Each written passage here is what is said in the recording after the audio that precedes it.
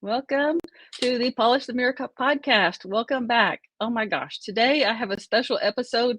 This one has no number. It's that special. I'm just so excited to introduce you to my special guest today. First of all, if this is your first time tuning into the podcast, I'm Amy Thurman. I'm your host, and I have lived the past 10 years with a broken neck and just released my book called Finding My Hero Within, A Journey from Incapacitation to Empowerment. And it's my story of living 10 years with that broken neck and what I have learned and how I have gone from being completely incapacitated to now living an empowered life. And so it is not only about me. There are many other, if you're going to read it, if you haven't read it yet, this is a sneak peek inside because I'm going to read part of it today. But in my book, I talk about how I decided that I needed to hire a coach and how that coach changed my life and literally helped my world explode. And so today I want to introduce you to her. I want to introduce you to my friend, my mentor, my coach, Karen Yankovich. Oh my gosh, Karen, thank you so much for being here. Amy, I am so excited to be here. I'm so excited for you. I'm so amazed by you and everything you've done in the last year. So it is my absolute honor and pleasure to be here with you today. Oh, you're so sweet. I think we were talking about this before we came on, that it hasn't even been a year. Like it was in May when we started working Yeah. together. I remember, when we came on this, I said to her, I feel like I just met you, and so much has been, you have accomplished so much since I first met you. So kudos to you. And, you had a few little things going on along the way too, as you were doing this. So you're Yeah, amazing. yeah, yeah. Thank you. Just had a neck surgery, just wrote a book, a few things. But I asked you to come on here today because I don't mention your name in the book, but I wanted people to know who you are because you have made that much of an impact in my life. I wanted to introduce the world, my readers, to you and let them know who you are. And so I also wanted to take the time today to read that portion of my book to you that includes you, if that's okay with you, to get Oh, your. I would love that. I would love that. I have not read your book yet, so it'll be new to me too. Okay, I can already feel the emotions I welling up. know. And so I have had so many requests to do this as an audiobook, and I'm like, I can't do it without crying. Like literally, there's no way I could do it in audio without crying. Well, maybe And that makes the book, authentic, right? that's true. Yeah. It will have to happen if I do an audio version. That's just how it's gonna be. So I'm gonna pull up my manuscript in the background here. So I'm gonna be looking at it while I'm reading here. So here we go. Okay, the chapter before, I was just talking about how I had the opportunity to speak on stage at a Synogens event. And let me just pick up just the very last part of that chapter because it ties into the next one. It says, the response I received after my talk, and even still to this day, continues to blow me away. I still get messages from people telling me how inspired and moved they were by my talk and how they no longer make excuses for themselves. That was my purpose for sharing my story, and it makes my heart so happy to know it is still carrying forth. In addition to inspiring others, this one 8-minute opportunity taught me more than I ever thought possible. Many of those who reached out to me expressed shame for having a disability and told me how not only hearing my story of reclaiming my life inspired them, but actually seeing me on the stage with my walker had ignited a hope that they could achieve more too. I personally responded to each message and encouraged all of them to keep pressing on. While chatting with many of these amazing individuals, I realized that the opportunity for me to stand on that stage and briefly share my story in front of so many people served a much higher purpose. There was a much bigger plan at play here, and although I had no idea what it would entail, I knew I needed to do my part to pursue it, so I hired my first coach. Whew, okay. From doubt to determination. I had never invested in myself to the degree it took to hire this coach, Karen Yankovich, and my emotions were all over the place. Imposter syndrome was telling me that I was not worth that amount of money and that I would never be able to get a hold of that amount of money in the first place. Here we go. Fear, doubt, and scarcity thinking suffocated me. I believed that liar for a whole minute. Then I remembered all of those messages I had received since sharing my story a few months earlier. If I wasn't valuable enough to hire a coach, how had I impacted all those lives in only 8 minutes? I began to practice a skill I taught my kids when they were in elementary school, telling yourself the truth. No matter what your brain is saying to you, what do you know to be true about the situation? This is what I knew to be true about this situation. I had proof that I had impacted and motivated many people, and apparently, my experience of living so long with a broken neck was awe inspiring, so they were telling me. I was an educator and administrator in school systems for a decade and had given innumerable speeches and led many trainings. Sharing my story was making an impact on others that was undeniable, so it was definitely a message that needed to be shared. With this newfound understanding of truth, I spent 2 days making a way to get the money to pay my coach, then scheduled my initial discovery call with her. I had done it, just as I had done for the previous 10 years. I fought my way through the negativity and doubt and found a way to make it happen. I've heard it said before, but never understood it until I experienced it for myself. You must have a coach or mentor to guide you through the things you don't know that you don't know when it comes to business. There were so many things I didn't know that I didn't know. Although I was still unsure about the direction I was supposed to go, I've always loved learning, been a great student, and did well while under instruction. This was no different. I listened intently, took notes, followed instructions, and carried out the task list presented to me each week. Holy smokes, I was not prepared for what happened next. One of the tasks included booking myself on podcast interviews as a way to share my story more widely. I followed the steps and used the approach I have always used: authenticity mixed with genuine care for the other person. Excitedly, this approach immediately landed me my first podcast interview. Thank you, Jill Hart. Then another and another and another until my coach told me something she had never told another student. Do you remember this, Karen? I do, I was just thinking it. I was just thinking it. Stop scheduling so many podcast interviews. I booked 6 interviews within 2 weeks' time. Although all of the publicity I was receiving through these podcast interviews was great, I was spending all my time doing interviews instead of moving forward in the course. My coach had instructed me to schedule podcast interviews, so that's what I did.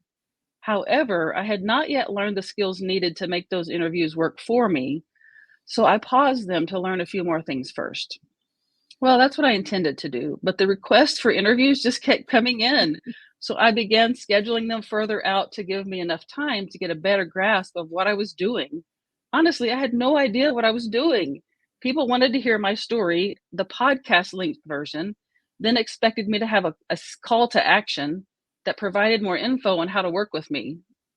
In quotes, work with me. I'm just here to share my story. You remember this, Karen? I I'm like, what? do. I do. I remember every bit of this. Work with me. I'm just here to share my story. That was my thinking. But my coach kept insisting there was more to it than just sharing my story. She was convinced that I could make this my new career. I was not so sure about that, nor was I sure that's what I wanted to do. My heart had always been to help and to serve others, and something about the thought of charging money to help others did not sit well with me. Another mindset shift was required. My coach saw such potential in me and my story that she spent much of our time together helping me see a different perspective, along with assignments to read several books on the subject. What I began to understand is that I had grown up with a scarcity mentality, as many of us do, and viewed any monetary benefit for my services as unfair to those who could not afford such things. I was starting to see that her approach could become an avenue for me to help and serve even more people. This allowed me to engage in podcast interviews with a different mindset that began to propel me forward and in a direction I had not expected. With multiple suggestions that I began speaking on bigger stages, writing books, starting my own podcast, and more, imposter syndrome began to creep back in once again, and I laughed when people would suggest such things. This went on for several weeks, as if on repeat. Suggestions that I share my story on a larger scale and offer more ways to get my story out there, ending with me thanking them for the suggestion, but laughing because I did not feel my story was worthy enough. What I was really saying is that I did not feel worthy enough. I distinctly remember the final time this happened. The person, who I now consider a friend, insisted that I broaden my horizon and assured me that the path she followed was possible for me too. She worked with a coach who had helped her develop a talk, enabling her to share it on a worldwide stage, which is actually a TEDx stage, but I can't say that in the book. Again, feeling unworthy, she assured me that that was the direction I needed to go. And she went so far as to schedule a meeting with the three of us, herself, her coach, and me. What was even happening? I thought to myself, if one of my friends was in this situation and kept hearing the same message over and over again, I would tell her it was a sign and to at least be open to the idea. So that's what I did. I took my own advice and opened myself up to the opportunity. I've been around the block enough to know that if you keep rejecting opportunities that are presented to you, the opportunities will find someone else who will accept them. If these opportunities were meant for me, whether I felt worthy or not, I had to be open to them, or they would find someone else who would accept them. I wanted to be that person, but I wanted to do it for the right reasons and not because I wanted to be famous or make a name for myself. If I was going to do this, it was not going to be about me. My focus had to be on helping others. That was the promise I made when I decided to fight to live while confined to that prison cell that resembled my bed. That was and is still non negotiable. Once I made that decision to stop blocking opportunities through my lack of belief in myself, it felt like the whole world opened up to me. Literally, opportunities to author, co author, speak virtually, in person, and on TV, coach, develop unique ideas, trainings, and genuinely help others began flooding in. I was bombarded with opportunities. For example, in addition to this memoir, I have co authored three more books, started my own podcast, the Polish the Mirror podcast, that is a reflection of my life as a way to help others share their stories of hope gained in the midst of adversity. I'm a paid speaker, virtually, in person, and on TV, and I also work with a speaking coach to share my story, my ideas, and my experience on a global scale. And there are even more bigger opportunities in motion that I can't talk about yet. To type those accolades feels weird because, as I have hopefully made clear, I do not like to draw attention to myself or toot my own horn, so to speak. I want you to know that I never set out to achieve any of these things. Yes, I put in the work to get where I am, but because my primary focus has remained on helping others while believing in and refusing to give up on myself, the path literally laid itself out before me. All I had to do was take each step as it appeared. Okay, that sounds easy. It really is that simple when you choose to look at life through a different lens. And then it goes on to the next chapter. Whew, I made it through. You did, Amy. I mean, let me just also remind everybody that this is also, I didn't even meet Amy till May of 2023. So all of the things you just talked about happened in the last year. And, while, and you mentioned it, so I'm certainly not giving away things, while you should have major surgery in the middle of this year. So you are unbelievable. You really are. And I do remember that, Amy, because I remember that one of the things you said to me when we first talked was that, and maybe it's in your book. I'm sure it's in your book, but it's not, we haven't really talked about it here yet. So I want to make sure that we do. Sure. You wanted to make sure that people with disabilities know that that they can carve their own path, that they don't, that they can create a path that is not a 9 to 5 path, but still create a career for themselves or a business for themselves, whatever it looked like. And you wanted to be the inspiration for that. And that's why when you were so busy and you were exhausted, that's why I was like, Amy, if you're, you're doing this so that you can craft a business around how you want to live, but you also needed to build in those boundaries, right? Like the boundaries so that you could achieve the things you wanted to achieve, right? Without getting burnt out yourself. So I love that you saw that and that you shifted gears a little bit and, that you have made this work. I mean, honestly, I want to like put your picture on my refrigerator with my kids' report cards. Oh my gosh. I remember like so clearly I was sitting in my car talking to you, and I was like, I have this interview coming up with this person that I really highly respect, and I really want to cancel. And you're like, why do you want to cancel? And it was that imposter syndrome. Like I Yeah. didn't feel like I was worthy enough to be interviewed by this person. Or no, it wasn't even an interview. It was just meeting with her. I was just going to have a chat with her. And you were Yeah. like, it was just Yeah. it, Yeah. to me, You it's did like, it. Like you did it. This is what you set out to do. And now that you have these people on your calendar, you're like, I'm going to cancel. Like, wait, what? Wait, Exactly. this was exactly what you wanted. Now let's start living it, right? Now you can start living it now that you've created it. So Right, and I amazing. think the thing I want people to understand is that I literally had to step into that role, like, I heard you say this on, first of all, if I haven't made this clear, Karen is a LinkedIn guru, like, she knows LinkedIn inside and out, forwards and backwards, so if you want to learn anything about LinkedIn, Karen is your gal. I heard you say this the other day on one of the lives or something that you did, and I just lost my train of thought that, shoot, because I wanted to, It'll uh, come back to you. It'll come back to you. oh, it will come back to me. What was I talking about? Oh, about how the imposter syndrome.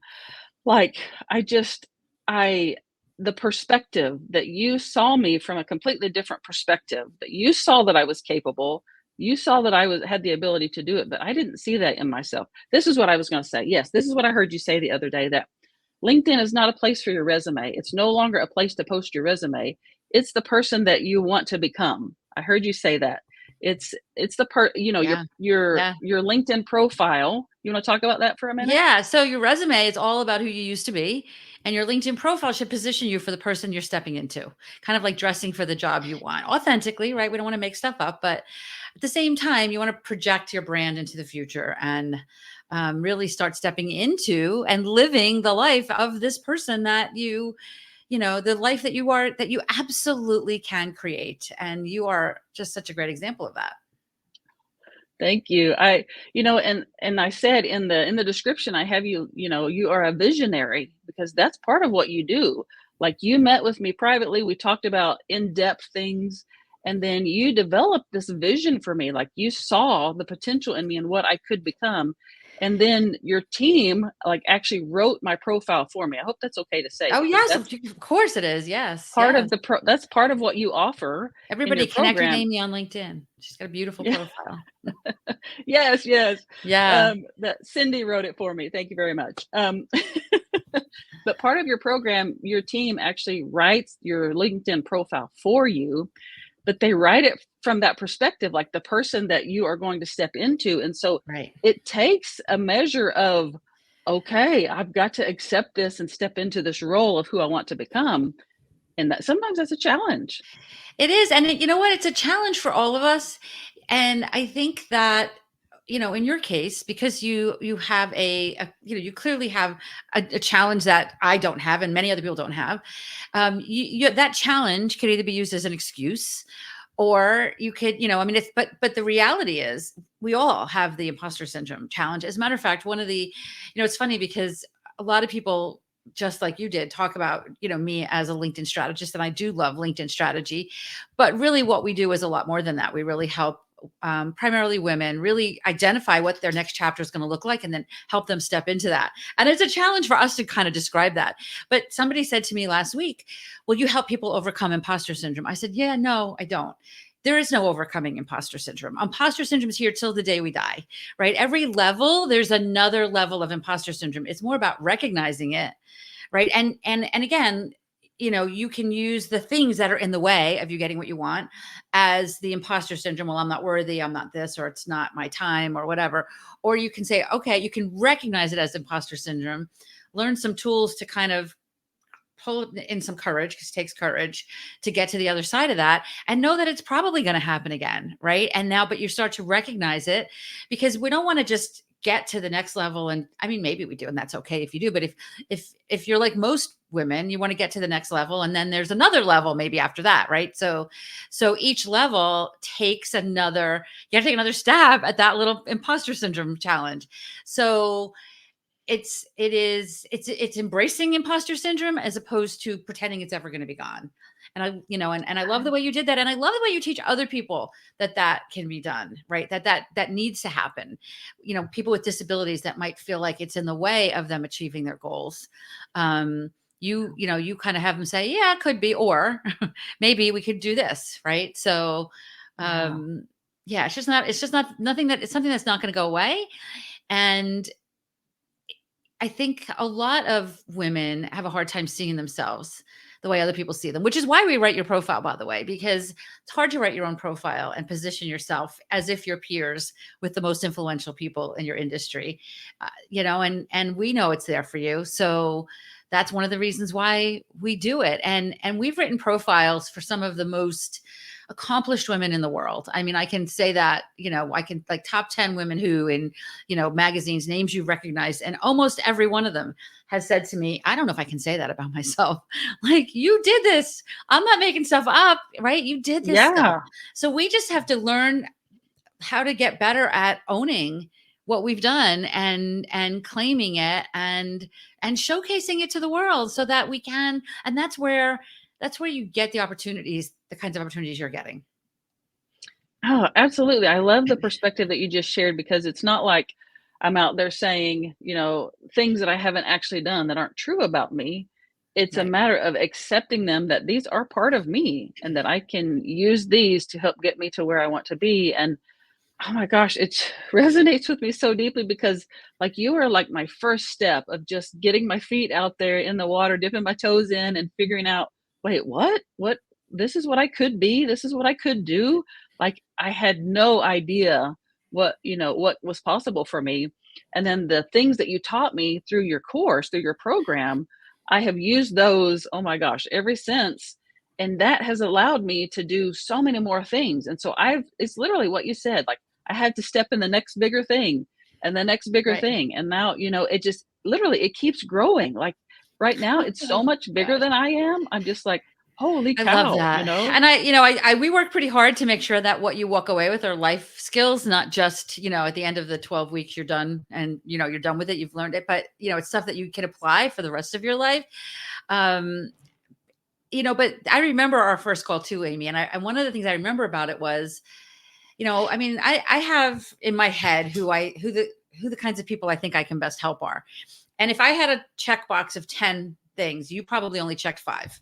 And I was like, because I'm really looking for people we're looking to help people with our highest ticket opportunities. And Amy's sitting there going, but I don't want to charge for these things. And I don't want to really make money for this. And I'm like, all right, okay. But I knew your message had to get out there. So I distinctly remember going, all right, I'm going all in on Amy because I think I don't know where it's going to land, but it was a lesson for me too. It was a lesson for me too, because I do, as a business owner, I'm always looking for like, what's the ROI? And I knew that you weren't, I mean, listen, I don't want to, I knew that you really this needed to be a career as well, right? Somebody's got to pay the bills. Somebody's got to pay the mortgage, right? Whether it's you or, if you hit the lottery or whatever. So there has to be, that piece had to be built into it in order for you to be able to continue to do that, right? Because if you had to go, work at Macy's or whatever, because you needed to keep the bills paid, then there was that many less people that would have been able to see your message, right? And hear your message. So it was really interesting. It was an interesting lesson for me too, to kind of bet on somebody that I knew I could see had the passion and the drive. But I just didn't know if I could see the business angle aspect of it in the beginning, right? Usually I can. But in your case, I didn't. I'm like, all right, we're just going to see where this goes, and I'm so glad that I did. And it was a lesson for me, even moving forward. Yeah. Yeah. I definitely remember that first call too, because I was so like, what do I say? I don't know. You're asking me these hard questions. They weren't hard. They were just like, I didn't know the answers to them because I'd Right. never thought about it from that perspective. Like, I don't know. This is just who I am. And I want to share my story and help people, and you're just like, okay, you're like, can you give me more? And I was just like, anyway, I'm so, so thankful that you chose to help me, that you chose to accept me into your program, and for all that So you have am poured I. into me, for all that you have poured into me and taught me, and just all that you have seen, like the perspective that you have shared with me and allowed me to step into. It's just literally, I feel like that was my very first step into becoming the person that I'm still becoming, but on the Right. path that I'm headed. And so, man, I just want you to know how much I love and appreciate you. Back at you, Amy. But and if I could just say one thing too, I think one of the things, and maybe it is the education background that you have homework and you must do the homework, right? But I Yes. think I think one of the things that you did really well, which I think is the key to success in any business or program or anything is you understood the value of relationships. And it wasn't Mm. about, throwing out a lot of spaghetti to see what stuck to the wall. And, especially women, a lot of us are really good at our to-do list and we have a pile this high. And I'm like, have you done any of the outreach yet? Well, that's on my list. I'm going to get to that. I'm like, no, no, no, you got to get to the outreach. And when people ask me, when I talk to them in that very first call, well, what do you attribute the success of the people in your program to? I 100% know that it's the people that do the outreach, that have the confidence to reach out to people and build those relationships, not in a spammy way, not in a buy my stuff way, but in a genuine, how can we collaborate kind of way. To this day, I see you posting things. I'm like, how does she even know that person? How do they know each other? But you just do such a good job of spider webbing your network. You meet somebody and then you meet their network and you meet their network, but you do it from this beautiful place of your heart, not from this place of hustle. And I think that needs to be said, how valuable that skill is and how good you are doing that. Oh, thank you so much. Someone messaged me last night and said, like, you are what do you say? You're like a pro at marketing. And I was like, wait, what? And he was like, the way you've marketed this book. And I'm like, I'm not marketing anything. Like, I'm Don't you just wish we being could go me. back in time and show that to Amy of May of 2023? Yes, Oh my yes. I just think goodness. like I think it's because my heart is just to help so many people. I want to bring so much I want to share the joy that I have found with the world. And so I just love shouting out people like, I want to spread the positive energy. And so when I find when someone who has helped me, I'm like, okay, I want to celebrate this person. And then I think that's part of what happened. My TED coach said, like, how did you get so many followers? And I said, I really don't know. Like, I didn't have a strategy at all. Like, I literally didn't have a strategy. I'm just like, I'm just out here being myself.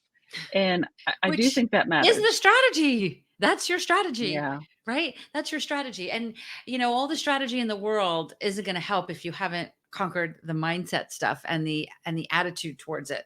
So that's your strategy is I love meeting people and talking to them and, building relationships and telling your story, right? From a place of genuine love and support.